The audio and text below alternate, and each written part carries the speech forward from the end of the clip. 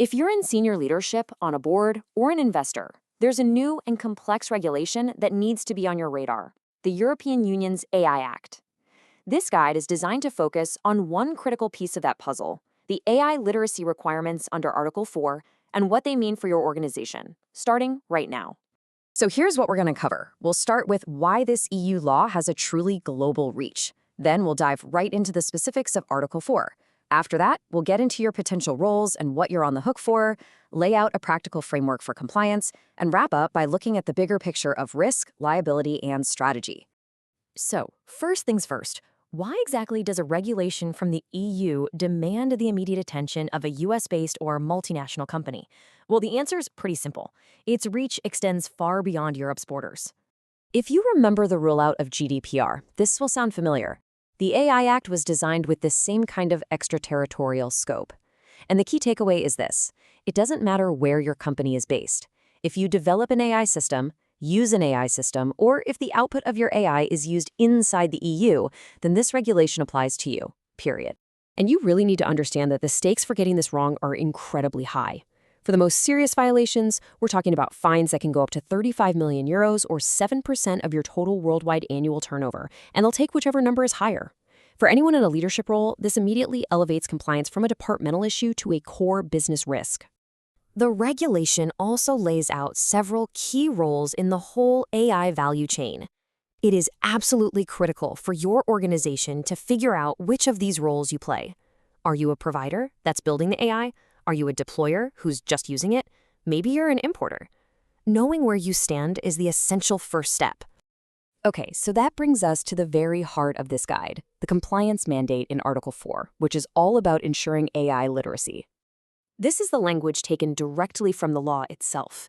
The mandate is to ensure, quote, to their best extent, a sufficient level of AI literacy.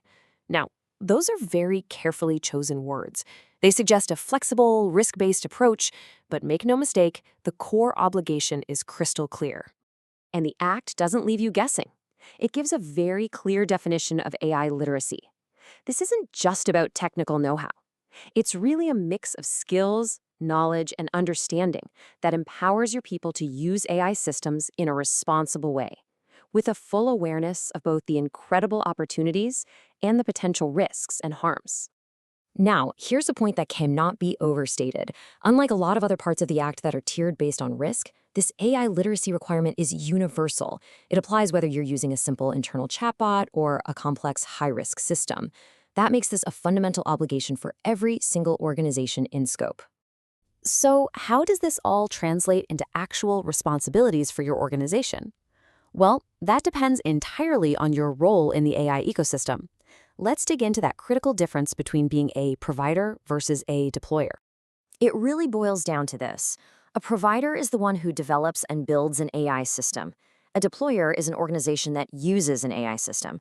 For the vast majority of companies, the main role is going to be deployer. You're using AI tools for HR, for marketing, for operations, you name it. Understanding this difference is absolutely vital because your specific training responsibilities will change depending on your role. And here's where it can get a little tricky. Your organization can actually be both at the same time.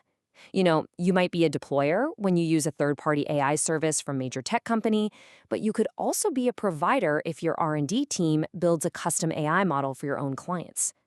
This kind of dual role means you have to do a really careful, nuanced analysis of your responsibilities. All right, so how do you turn all this into an actual actionable plan? Knowing the law is one thing, but building a program that's compliant is another challenge entirely. So let's outline a practical framework to guide you. We recommend a clear 4-step approach.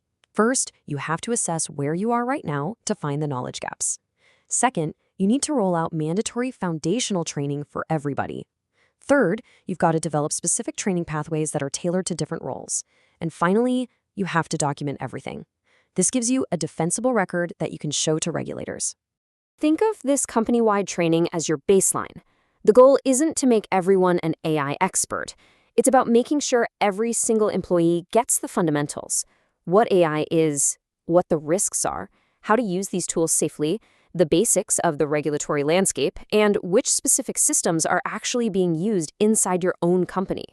After you've set that baseline, training has to get a lot more specific. A general user who's just interacting with a ready-made tool needs a totally different skill set than an integrator who is embedding AI into a core business process, or a developer who's building these systems from the ground up.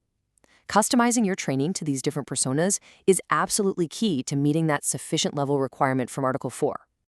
Okay, for our final section, let's pull back from the tactical and really look at this from a strategic level. For boards and investors, this is all about understanding the risks of doing nothing and seeing the massive advantages of a proactive approach. Let's put this into context with a quick timeline. The Act itself entered into force back in August of 2024. The specific Article 4 literacy obligations became applicable in February of 2025, but the really critical date on the horizon is August 2nd, 2026. That's when national authorities get their full enforcement powers. The window to get ready is closing. Now, about the direct risk of not complying with Article 4, this is important. While the Act doesn't spell out a specific fine just for this article, regulators have made it very clear that a failure to ensure proper AI literacy can be considered an aggravating factor. That means it could actually increase the penalties for any other AI Act violation your organization might face. Just looking at this as a compliance headache is a huge missed opportunity. A solid AI literacy program is a strategic investment. Yes, it mitigates risk, but it also does so much more. It builds a culture of responsible innovation. It empowers your staff to find new AI opportunities, and it strengthens your overall corporate governance. That is a clear win across the board. And of course, we need to be very clear. This guide is for informational purposes and gives you a strategic overview, but it is not legal advice. We strongly urge you to consult with qualified legal counsel to figure out your company's specific roles, risks, and obligations under the AI Act. So we'll leave you with a final question to take back to your teams.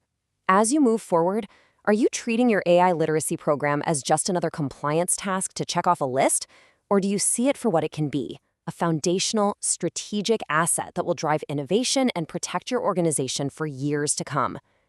How you answer that will likely define your company's future in the age of AI.